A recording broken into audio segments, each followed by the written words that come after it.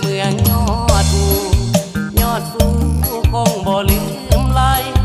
ปังบุญพระธาตุลุงไห้สองเฮากาดไปวันทาน้ำหูเย็นใสไหลลงไปผ่านของทุ่งนาผลิตส่งออกสินค้าพัฒนาเมืองแห่งสายสนแขวงของสาลี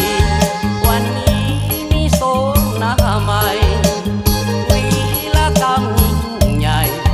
เมืองใหม่แดนวีรสนโอ้เมืองบุญเหนือพักนำพาสร้างสาถิ่นตนบุญใต้เที่ยวสมสุขล้นเสียงทับเผ่าสนมวลซึ้ง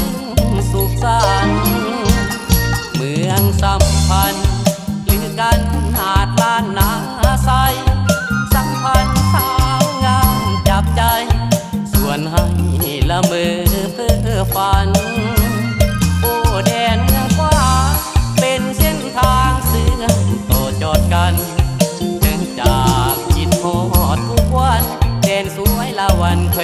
งของสาลี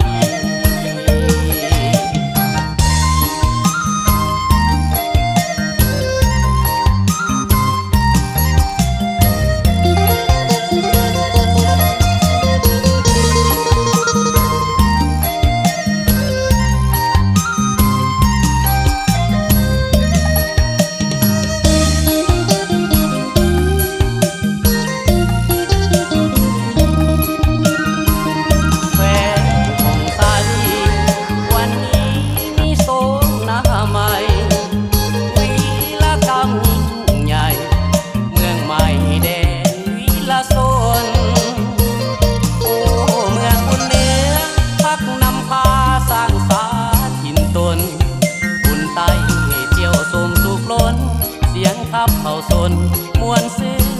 สุขสันต์เมืองสัมพันธ์ลือกันหาดล้านนาใสสัมพันธ์สาวงามจับใจส่วนให้ละเมอเพ้อฝัน